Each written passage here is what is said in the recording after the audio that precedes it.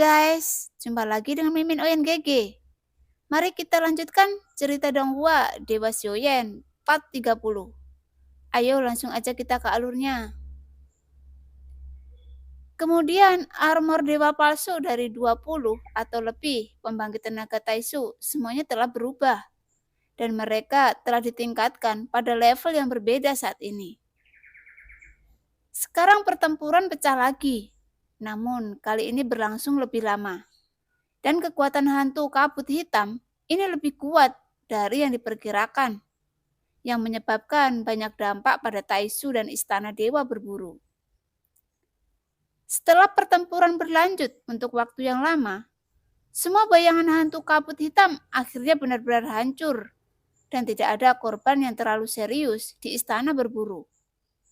Tetapi, selama seseorang jatuh dan terluka, hati pasukan pasti akan terkejut dan kebisingan jauh lebih kecil sebelumnya.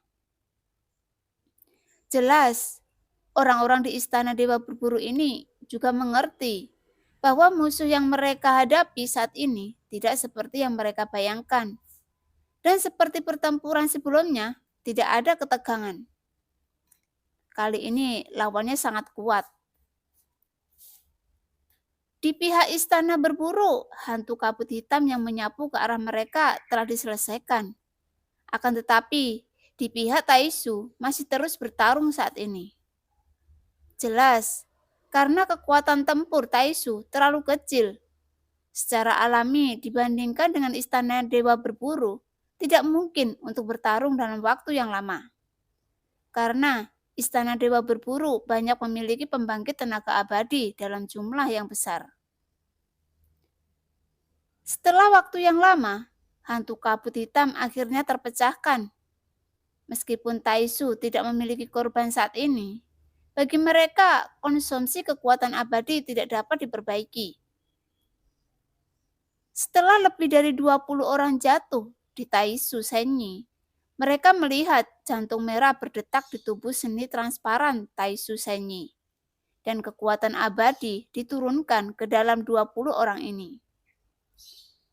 Kecanduan Dewa Taisu segera memasok kekuatan keabadian untuk lebih dari 20 orang itu. Dan ketergantungan Dewa Taisu yang besar ini tampaknya tidak memiliki banyak kebijaksanaan. Itu lebih seperti penghalang dan stasiun pasokan untuk pergerakan kelompok Taisu yang kuat ini. Setelah benar-benar menghilangkan hantu kabut hitam, Suho terlihat sedikit mengernyit. Dan sekarang ratusan ribu orang mulai gelisah. Sangat keji, Tuan Istana membiarkan kita masuk langsung. Tuan Istana, saya sedang menunggu perintah. Para prajurit Istana Dewa Berburu tidak takut pada pertempuran. Dengan provokasi seperti itu, mereka harus membayar harganya. Ketika suara ratusan ribu orang seperti banjir mengisi seluruh kekosongan, Suho berdiri di atas binatang terbang raksasa saat ini dan menatap pintu masuk ke hutan belantara abadi. Seperti yang dikabarkan, bahwa Permaisuri adalah orang yang sangat teliti. Saya khawatir 2 serangan ini adalah niatnya, gumam Suho. Dan pada saat ini, binatang terbang raksasa, selain 2 klon Suho, ada beberapa sosok yang berjalan. Orang-orang ini semuanya memancarkan fluktuasi yang sangat kuat. Dan Yuan Wei yang telah bertarung melawan Xiaoyan juga ada di antara mereka. Namun, sebagian 8 dewa abadi dari Istana Dewa Berburu telah jatuh. Seperti halnya Tai King yang telah jatuh. Adapun Yu King, dia tidak bisa melarikan diri saat itu. Jadi saat ini masih ada 6 dewa dari 8 dewa abadi. Dan Yuan Wei berdiri di sampingnya. Wajahnya sangat muram saat ini. Tuan Istana, apakah Permaisuri ingin memprovokasi kita dengan sengaja, lalu mendobrak masuk dan menyergapnya? Yuan Wei berkata setelah berpikir lama. Memang, kedua serangan itu tidak kuat, tetapi mereka tidak lemah. Setidaknya mereka memberi tamparan di wajah mereka. Tidak ada keberadaan yang pasti di dalam hutan belantara abadi. Itu semua kehendak yang diringkas setelah keabadian jatuh. Dibandingkan dengan penyergapan, saya pikir ini adalah rencana kota yang kosong. Tidak dipungkiri bahwa saat ini dia sedang menunda waktu. Suho menggelengkan kepalanya dan berkata, "Tuan Istana, bisakah kami mengirim tim untuk menyelidikinya?" Kata Yuan Wei.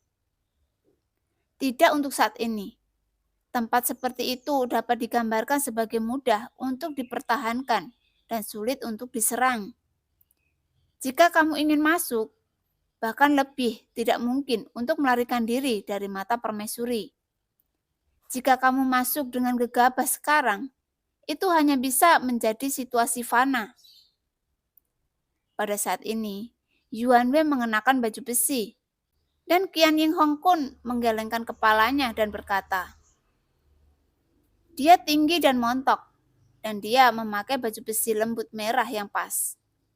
Armor lembut itu indah dan pas. Di bawah baju besi yang lembut, dadanya menarik busur yang bangga, dan ada 2 ular sanca putih di bawah tubuhnya. Penampilan mereka benar-benar di atas Tai King dan Yu King yang telah jatuh." Ketika dia berbicara, Yuan Wei menatapnya dengan sentuhan hormat di matanya. Jadi dia tidak membuka mulutnya untuk membantah perkataannya. "Apa yang dikatakan Weiya benar. Kami menghadapi orang terkuat di dunia nyata Suanyin saat ini. Setiap keputusan yang dibuat saat ini pasti sudah ditebak oleh pihak lain. Jadi saya tidak berpikir kita harus bertindak gegabah." Wanita dengan baju besi lembut merah ketat bernama Weiya, dan pada saat itu adalah pria lain yang berbicara. Pria ini memiliki alis dan mata yang tajam, dan dia tampaknya adalah orang yang cerdas. "Saudara Dusang, apakah ada cara untuk memecahkan situasi ini? Dan jika Anda tidak menerobosnya, Anda tidak bisa melawan permaisuri secara langsung." Yuan Wei bingung saat ini. Setelah selesai berbicara, pria bernama Dungsang tidak berbicara, dan Weiya tidak melanjutkan berbicara, dan semua melihat tiruan Suhou. Saat ini, mereka hanya bisa menganalisis, dan bagaimana melakukannya tergantung pada kepala istana. "Tunggu!" Setelah sekian lama, aku menunggu sebuah kata. "Tuan Istana, jika Anda terus menunggu, bala bantuan permaisuri akan tiba, dan saya khawatir tidak akan ada kesempatan," kata Yuan Wei. Dibandingkan dengan 2 lainnya, Yuan Wei selalu bertindak lebih ceroboh, dan karakter seperti ini baik dan buruk. Hal yang baik adalah bahwa yang berani menang, tapi kekurangannya adalah sedikit memakan waktu. Dia hampir ditanam di tangan Xiaoyan sebelumnya, tetapi karakternya telah ditentukan.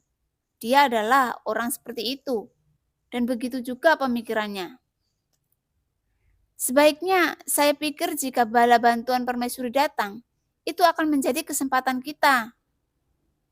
Dungsang menggelengkan kepalanya. Matanya bersinar terang, dan dia berkata perlahan, "Saat ini jelas merupakan pilihan terakhir. Tentu saja, jika Taisu bisa menjadi garda depan dan bala bantuannya tiba, kita bisa bergabung untuk bertarung. Atau bala bantuan permaisuri datang untuk bertarung dengan mereka dan memimpin permaisuri keluar dari hutan belantara abadi. Itu adalah kesempatan kita. Jika kita masuk, kita pasti akan dibatasi oleh aturan. Aturan hutan belantara abadi sangat kuat dan termasuk dalam kekuatan kehendak dan tidak mungkin untuk retak di dalam. Jadi sekarang situasinya yang saya tunggu tidak terlalu baik, dan saya harus menunggu waktu yang lebih baik sebelum saya bisa melakukannya." Dusang membuat analisisnya, dan Suho sedikit mengangguk. Jelas, Dusang juga bertindak sebagai penasehat militer di istana berburu. Hanya dengan melihat situasinya dengan jelas, dia dapat membuat penilaian yang paling benar. Pertempuran antara yang kuat, setiap langkah menentukan menang atau kalah. Yang terpenting adalah permaisuri yang harus dihadapi, karena dia terkenal sangat teliti. Meskipun permaisuri telah jatuh, kamu harus berhati-hati saat menghadapi sisa kekuatannya.